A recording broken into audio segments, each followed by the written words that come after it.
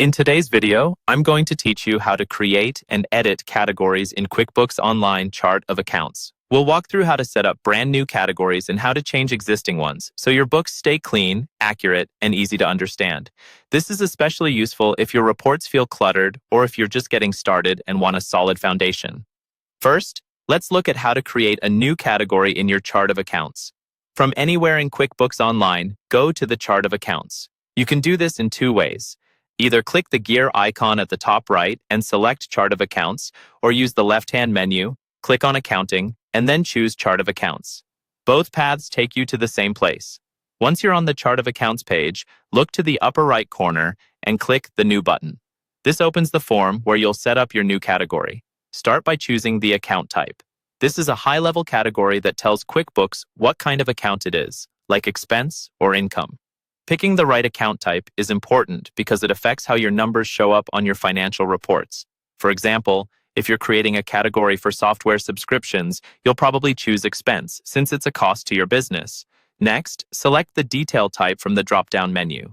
The detail type is more specific and helps further describe the nature of the account within that broad category. Take a moment to read through the options and pick the one that best fits what this category will be used for. After that, enter a clear, descriptive name for your new category. Use a naming style that will make sense to you and anyone else using your books later on. You can also fill in any other details that appear, depending on the account type you selected. When everything looks good, click Save and Close. Your new category is now part of your Chart of Accounts and ready to use on transactions. Now let's edit an existing category. Again, start by going to the Chart of Accounts. Once you're there, scroll or use the search tools to find the account you want to update. In the Action column for that account, click the drop-down arrow and select Edit.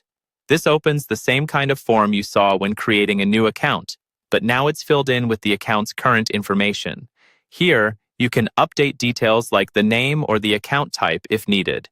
Be cautious when changing account types on accounts that already have a lot of activity, as it can affect how past transactions appear on reports. If you want to make this a sub-account, check the box that says Is Sub-Account. Then choose the parent account from the drop-down menu. Sub-accounts are a great way to group similar items and keep your Chart of Accounts organized while still getting detailed reporting. Once you've made your changes, click Save and Close. Your edits are now applied and your Chart of Accounts will immediately reflect those updates.